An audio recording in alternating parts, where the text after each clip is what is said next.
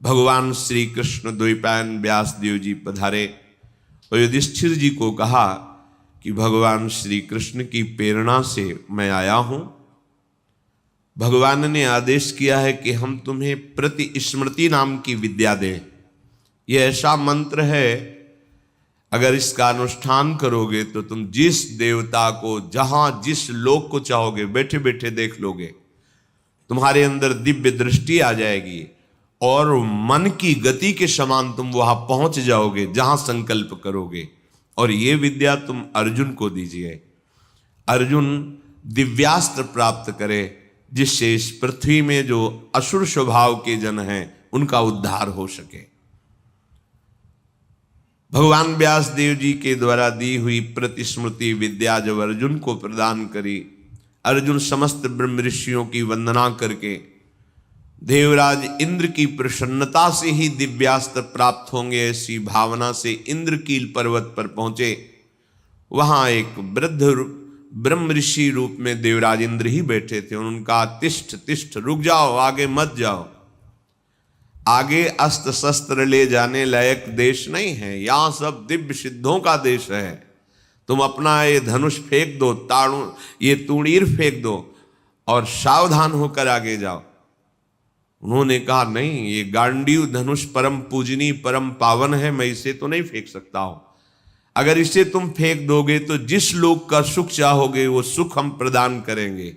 नहीं, मुझे कोई लोक का सुख नहीं चाहिए, मैं जिस हेतु से जा रहा हूं उसमें इस अस्त्र की आवश्यकता है।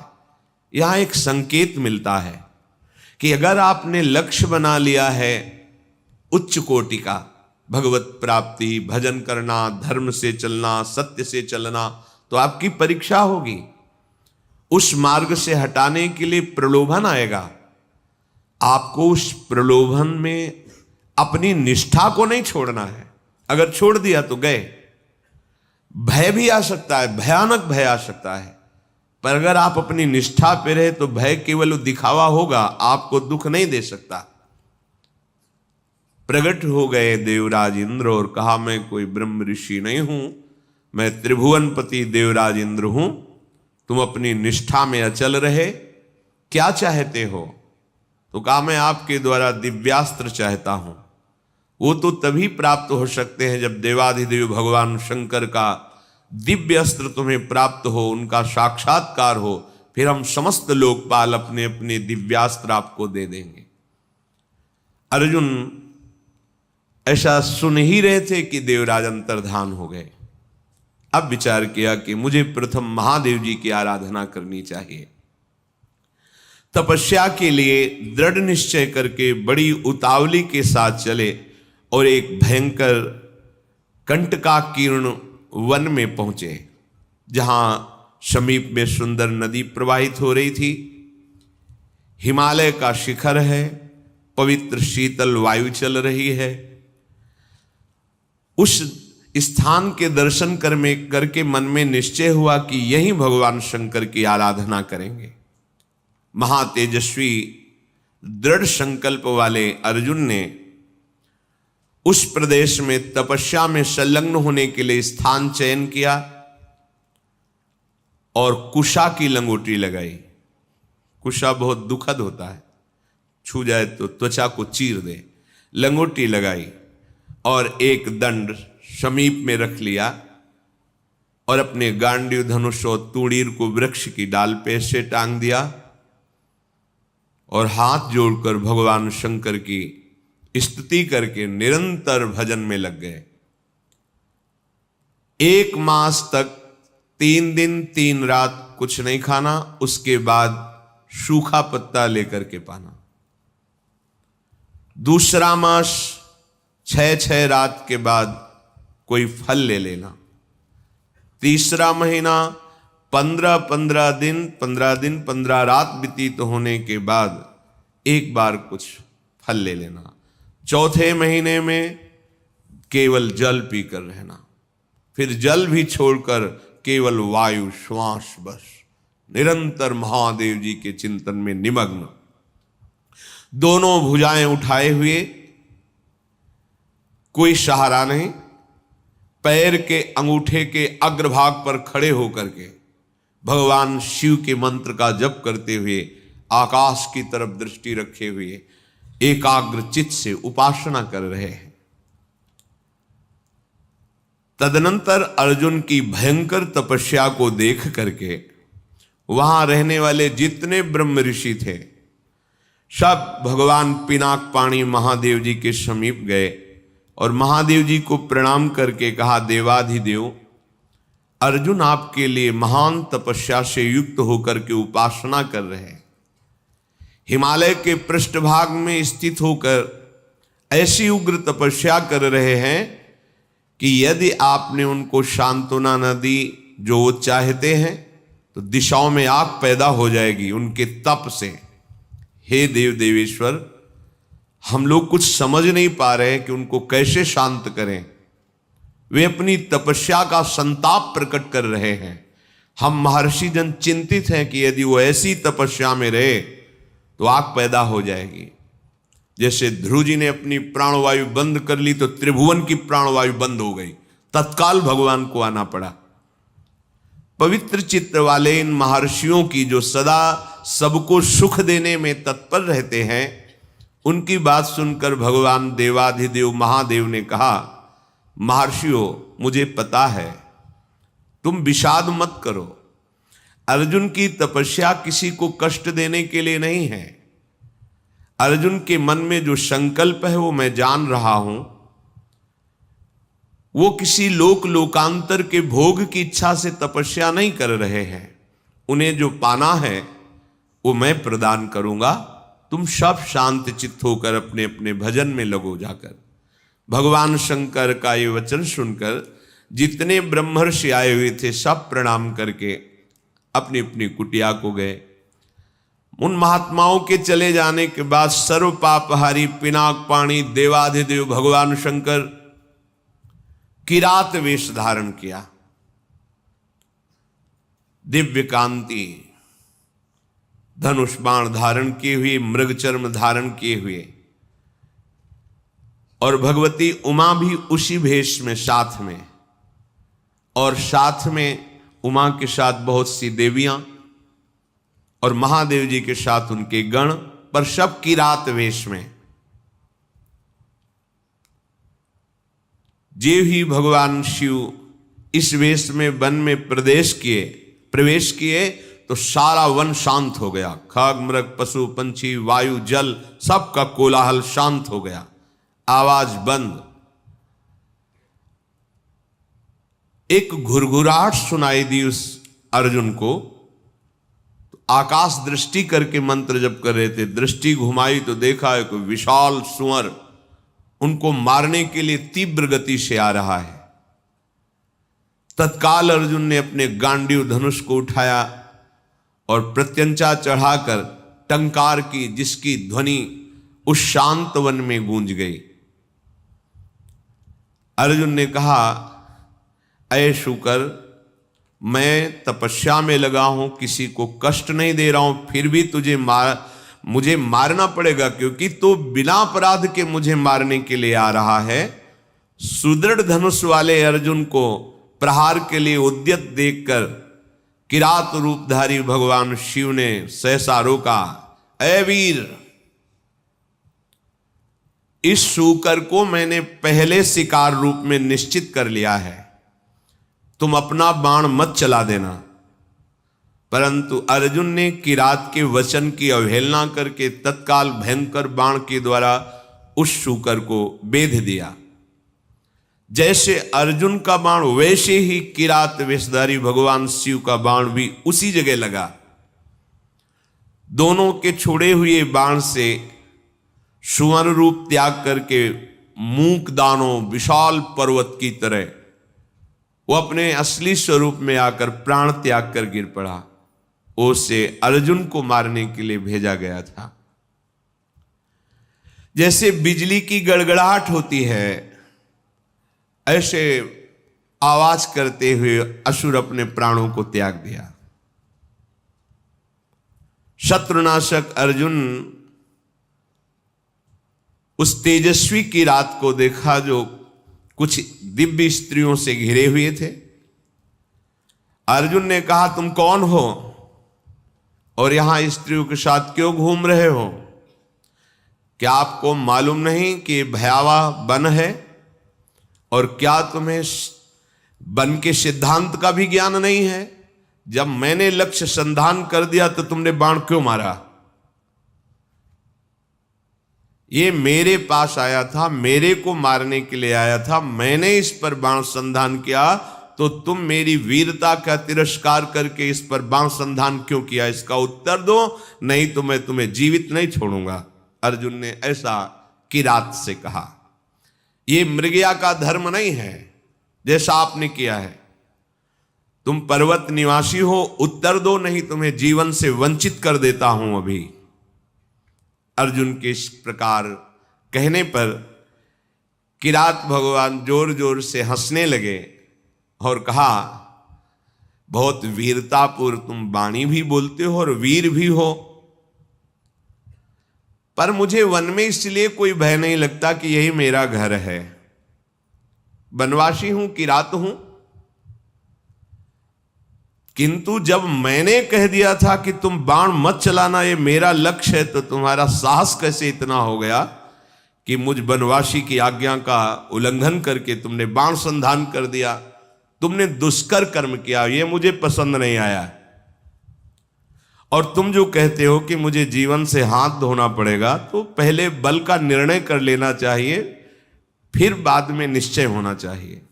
तुमने हमारे बल का निर्णय तो किया नहीं। क्या तुम जानते हो हम में कितना बल है? किरात वेशधारी भगवान ने कहा। अर्जुन ने कहा, तुम्हारे जानने की हमें कोई आवश्यकता नहीं है, मुझे तुम जान लो। मेरा नाम अर्जुन है, मैं गांडीव धनुष को धारण करता हूं, और जब गांडीव मेरे हाथ में हो तो त्रिभुवन में कोई ऐसा नहीं जो मुझे परास्त कर सके। ये हिंसक रूप धारण करके दैत्य मुझे मारने आया था, मैंने इसे मार गिराया, अपराध आपका है। आपने मेरे लक्ष्य पर बाण क्यों मारा? किरात वेशधारी भगवान बोले, मैंने पहले रोका था और बाण संधान करके मैंने मारा है, और तुम मेरे सामने वीरता की बात करो, इसलिए लगता है कि मुझे तुम्हें दंड देना पड़ेगा। अर्जुन ने कहा, ऐसा कौन है त्रिभुवन में जो मुझे दंड दे?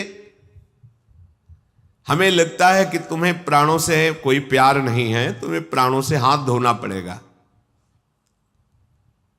भगवान ने कहा, तुम्हें बल का घमंड है क्या? तुम दूसरों को निर्बल समझते हो क्या? हमें लगता है तुम्हें शक्ति का और बल का गर्व है। तो धैर्यपूर्वक हमारे सामने तुम अपना बल प्रदर्शन करो, मैं खड़ा हूं। पर जब मैं बाण छोड़ूंगा तो तुम खड़े नहीं रहोगे। किरात की ये बात सुनकर अर्जुन को बड़ा क्रोध है कि एक वनवासी किरात हमको ललकार रहा है। तत्काल भगवान शिव का ध्यान करके बाणों का संधान प्रारंभ किया। जितने भी बाण जा रहे हैं उस कोई घाव नहीं पैदा करे, सब लीन होते जा रहे हैं। और बार बार किरात कह रहे, और संधान कर। अर्जुन को समझ में नहीं आ रहा कि आज तक तो ऐसा नहीं हुआ। बाण गया, अक्षय तूणीर है, बाण गया, लक्ष्य वेदा है, तूणीर पे आ गया है। ये तो लीलता जा रहा है। बाण जहां जा वो अंतर्ध्यान उन्हीं के शरीर में होता जा रहा है। अर्जुन ने बाणों की वर्षा, झड़ी लगा दी। भगवान जो किरात वेश में कोई चेष्टा नहीं कर रहे, जहां बाण जाता है वहीं समा जाता है, अंतर्धान हो जाता है। 48 मिनट तक बाणों की झड़ी लगाते रहे, कोई खरोच भी नहीं और एक भी बाण वापस नहीं हुआ। सारी बाण वर्षा व्यर्थ देखकर अर्जुन को बड़ा आश्चर्य हुआ और कहने लगे, धन्य है किरात, धन्य है। वास्तविक मैंने ऐसा वीर नहीं देखा तुम्हारे जैसा। हिमालय शिखर के समान तुम निश्चल खड़े हो और महाप्रचंड गांडीव धनुष से छूटे हुए बाण तुम्हें तनिक व्याकुल नहीं कर पाए। शास्त्रों बाण संधान किया पर तुम्हें खरोच नहीं हुई। एकमात्र मेरे आराध्य देव भगवान पिनाक पाणी शिव के सिवा कोई दूसरा ऐसा नहीं हो सकता कि जो हमारे गांडीव धनुष की चोट सह जाए बाणों की। और यदि तुम रुद्रदेव से भिन्न हो तो अब मैं जितने मंत्र जानता हूं, अस्त्र जानता हूं, सबका प्रयोग करके तुम्हें नष्ट कर दूंगा। अर्जुन ने जैसे आग्नेय अस्त्र मिले हुए थे, उन सब अस्त्रों का प्रयोग भगवान शिव पे किया। सैकड़ों दिव्य अस्त्रों का प्रयोग किया, पर सब अंतर्धन जा करके शांत हो जाते। भगवान किरात वेशधारी हंसते हुए बोले, और करो, और बाणों का संधान करो। अर्जुन ने देखा अब तूणीर में एक भी बाण नहीं रह गया, तो उन्होंने विचार किया कि भगवान अग्निदेव जी के द्वारा ये दिए हुए खांडोप्रस्थ जलाने के लिए तूणीर थे, इनका अक्षय शब्द नाम है, अर्थात कभी खाली ही नहीं होंगे। तो कर्तुम अकर्तुम अन्यथा कर्तुम सर्व समर्था सा ईश्वरा, देवों के भी देव महादेव। एक भी बाण तूणीर में नहीं बचा, सारे बाण नष्ट हो गए। अब मैं क्या करूं? ये तो मेरे बाणों को ही लील जा रहा है, तो मैं इस प्रचंड बलशाली धनुष के प्रहार से मारूंगा, धनुष की कोटि से। ऐसा विचार करके अर्जुन ने अपने प्रचंड गांडीव धनुष से प्रहार किया। गांडीव धनुष भी लीन हो गया किरात के शरीर में।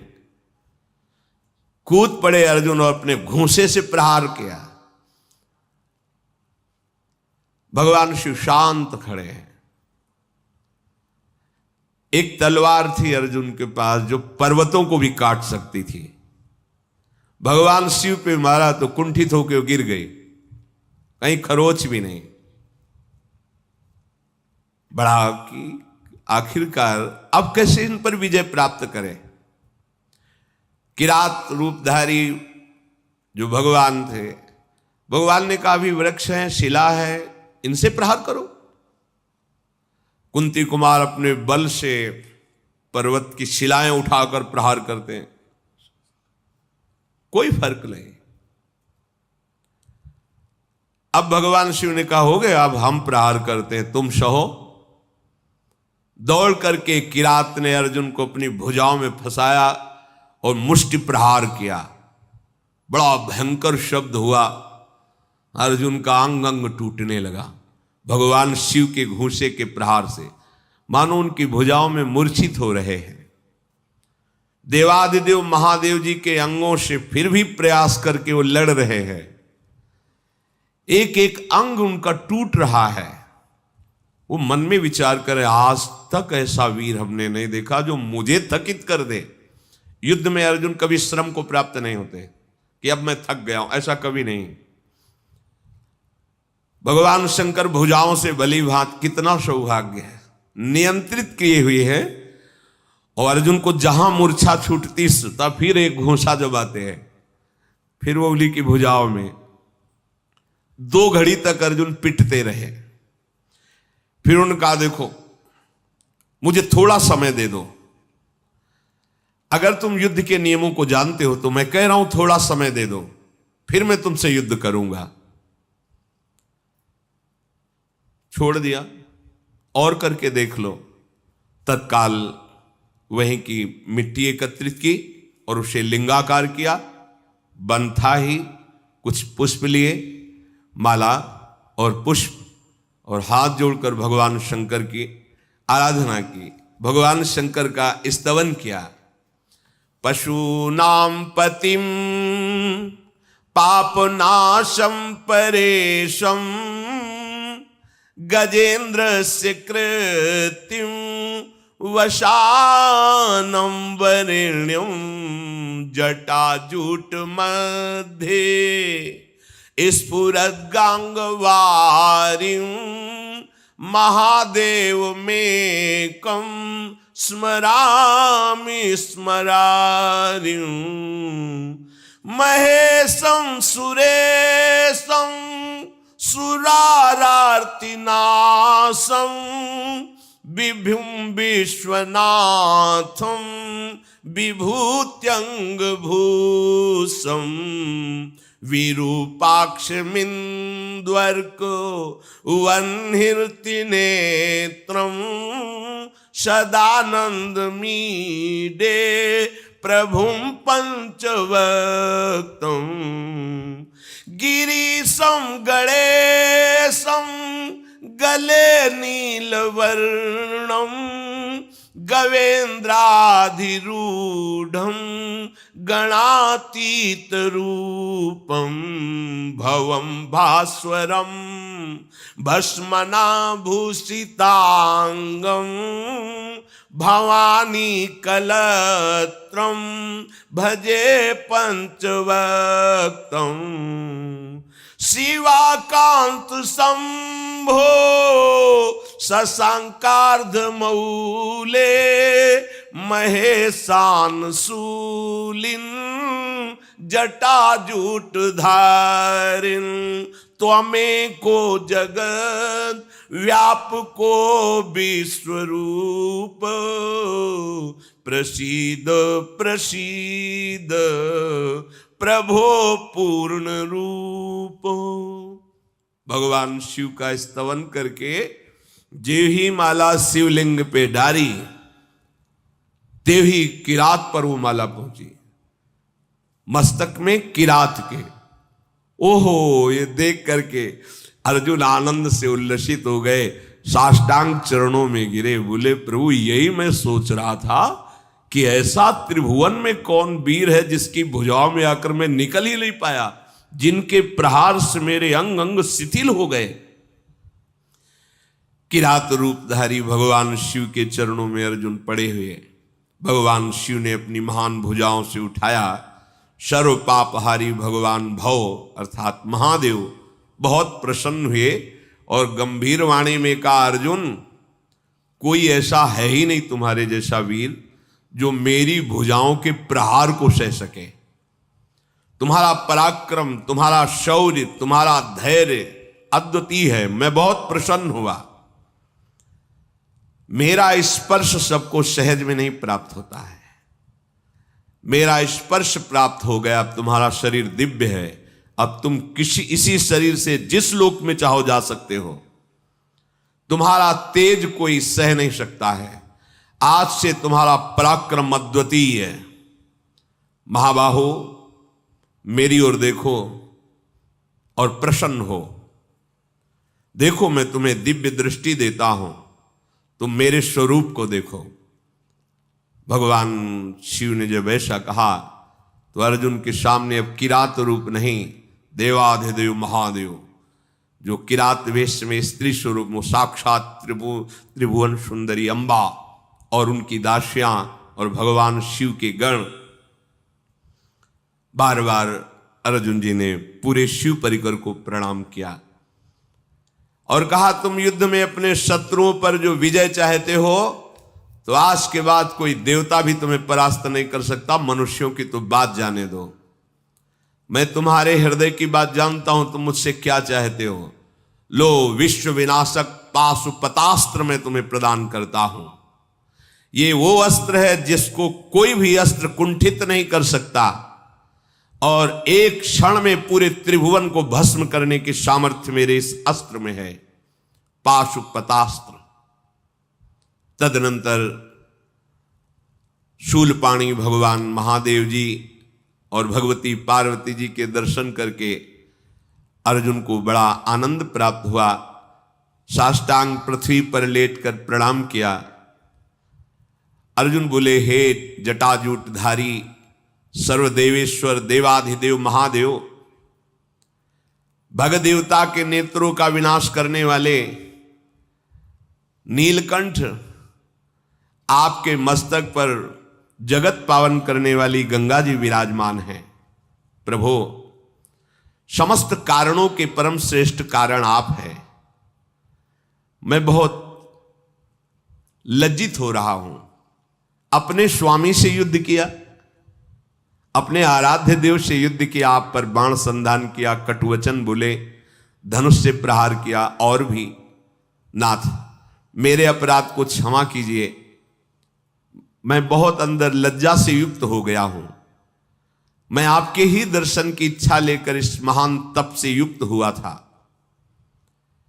हे देव देवेश्वर, संपूर्ण जगत आपकी वंदना करता है और मैंने आप पर प्रहार किया, फिर भी आप प्रसन्न हैं। नाथ, मुझे बहुत अंदर से लज्जा आ रही है। मैंने जो आपके सामने साहस दिखाया, ये मेरा अपराध है। प्रभु, अनजाने में मेरे से अपराध बन गया। हे शंकर, मैं आपकी शरण में हूं, मेरी धृष्टता को क्षमा कर दीजिए। महातेजस्वी भगवान वृषभध्वज ने अर्जुन का हाथ पकड़ा और हंसते हुए कहा, अपराध थोड़ी है, कोई मैं शिव रूप से तुम्हारे सामने थोड़ी था, मैं तो किरात रूप से था, तुम्हारा कोई अपराध नहीं, वीर का यही धर्म है। फिर भगवान शिव ने दोनों भुजाओं से खींचकर देवी हृदय से लगाया तो जितने अर्जुन की पीड़ा और घाव थे सब शांत हो गए। देवादिदेव महाजी बोले, अर्जुन, तुम भगवान श्री कृष्ण के शरणागत और प्रिय सखा हो, मैं तुमसे बहुत प्यार करता हूं। जो भगवान श्री हरि का भजन करते हैं, भगवान शंकर अहेतुकी कृपा उन पे अपने आप करते हैं।